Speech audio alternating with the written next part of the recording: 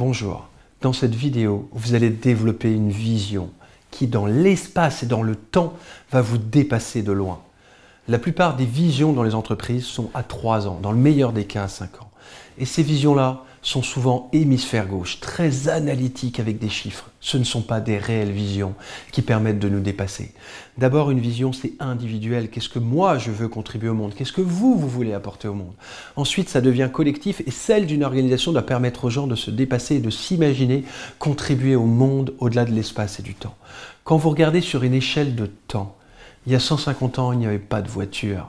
Il y a même 50 ans, l'informatique n'existait pas. Le temps s'accélère. Qu'est-ce que ça va être dans 25 ans, dans 50 ans ou dans 150 ans? Qu'est-ce qu'on va pouvoir imaginer? Et c'est de même dans l'espace. Quelle est votre vision? Est-ce que votre vision est limitée à vous-même, à votre équipe, à votre entreprise, ou à un pays, ou au monde, ou même au-delà du monde? Je vous invite à penser au-delà des limites, d'activer votre hémisphère droit pour trouver la vision qui transcende et qui vous inspire.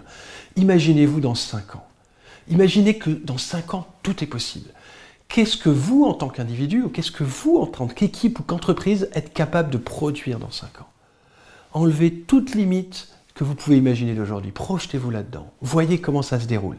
Puis revenez 3 ans en arrière, à dans 2 ans.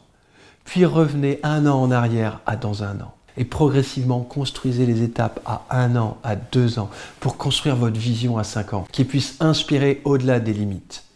Pour vous donner un exemple concret, je vais vous montrer une vidéo d'Invictus, le film qui a été tourné sur Nelson Mandela, avec Morgan Freeman. Vous allez voir comment Nelson Mandela, dans cette vidéo, inspire un cabinet présidentiel totalement opposé à lui-même.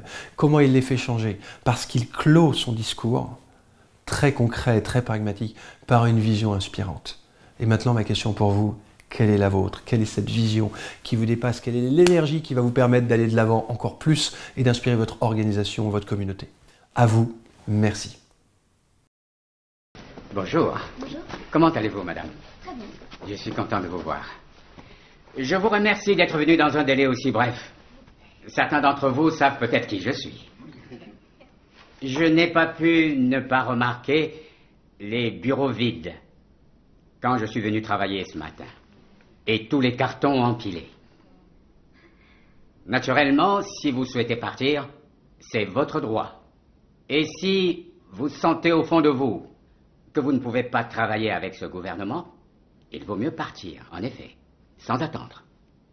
Mais si vous vous préparez à partir parce que vous craignez que votre langue ou la couleur de votre peau ou avoir travaillé pour l'ancien président vous disqualifie pour travailler ici, alors je tiens à vous dire, n'ayez pas ce genre de crainte.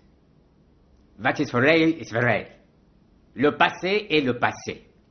Nous regardons vers l'avenir maintenant. Nous avons besoin de votre aide. Nous sollicitons votre aide. Si vous choisissez de rester, vous rendrez alors un très grand service à votre pays. Tout ce que je vous demande, c'est de faire votre travail dans la mesure de vos capacités et d'y mettre tout votre cœur. Je promets de faire de même. Si nous y parvenons, notre pays deviendra un phare qui éclairera le monde.